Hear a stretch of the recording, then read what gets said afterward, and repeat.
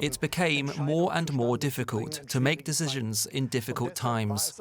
That's why it was right to end this government by firing the finance minister.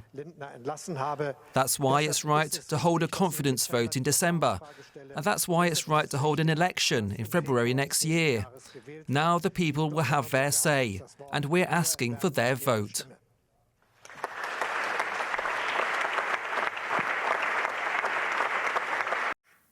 That was the German Chancellor, Olaf Scholz, after accepting his Social Democrat Party's nomination to lead it into next year's snap elections. Now, it has been a tumultuous month for Scholz and for the SPD. As you just heard him outline, it began with the collapse of his three-way coalition government after a bitter breakup with the pro-business Free Democrats. Now, that set a political process in motion that, if all goes to plan, should result in snap elections on February 23rd.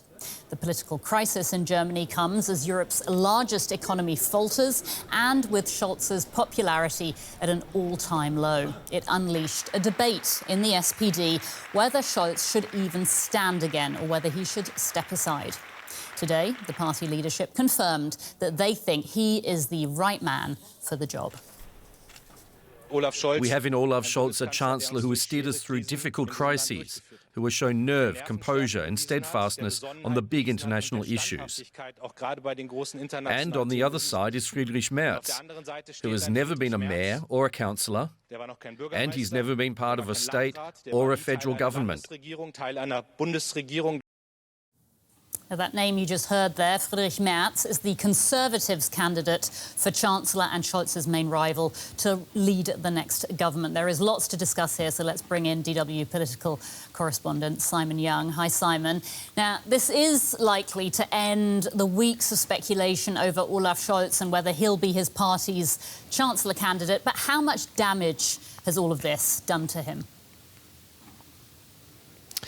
Yeah, and I think this has damaged this sort of protracted debate about who would lead the Social Democrats into the election. It's really damaged, the party's damaged Scholz. And there were already plenty of people in the German public who were concerned, were wondering about the leadership qualities of Olaf Scholz after his three-party coalition fell apart, as you mentioned, in early November.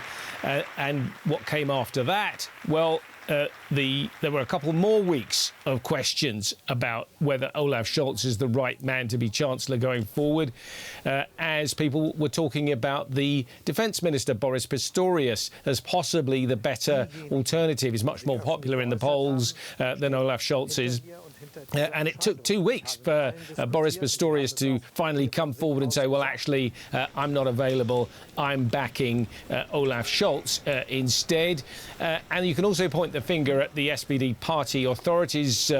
The people who sort of manage things there haven't really delivered on what they are supposed to do, really, which is to keep the party together, to keep the grassroots in tune with the heavyweight politicians in Berlin. So it's been a very shaky start to this campaign. As the campaigning gets underway, I think the SPD will be hoping that there are no more questions going forward about whether Olaf Scholz is the right man. We'll have to wait and see. And by the way, he still has to be actually officially confirmed by a party conference that's going to be held in mid-January.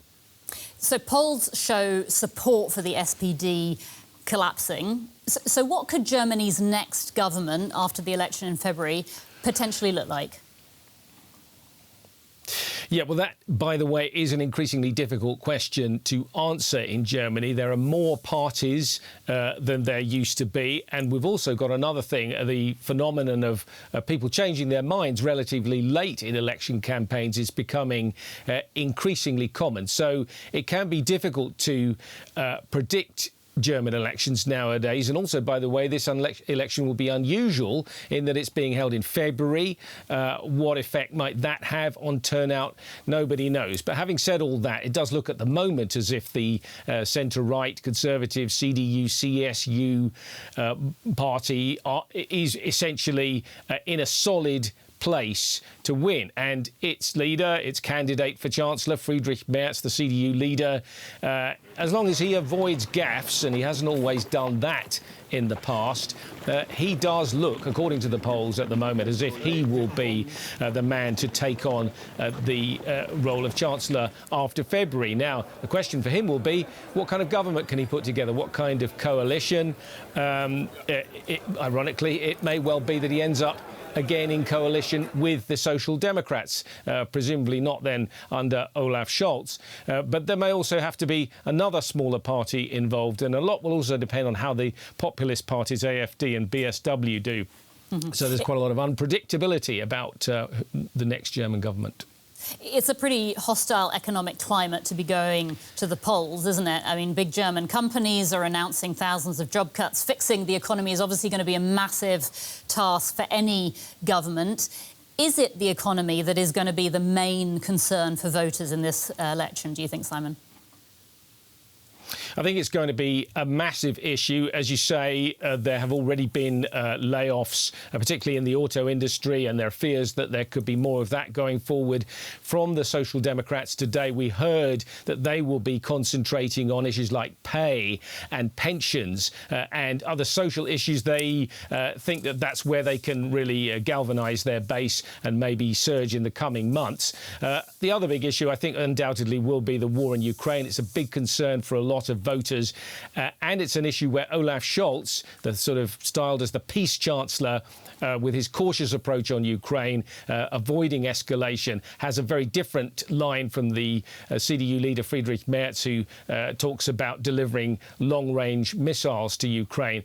That will certainly play big, but it is going to be an incredibly difficult job for Olaf Scholz to catch up almost a 20-point deficit in just a few months until the election at the end of February.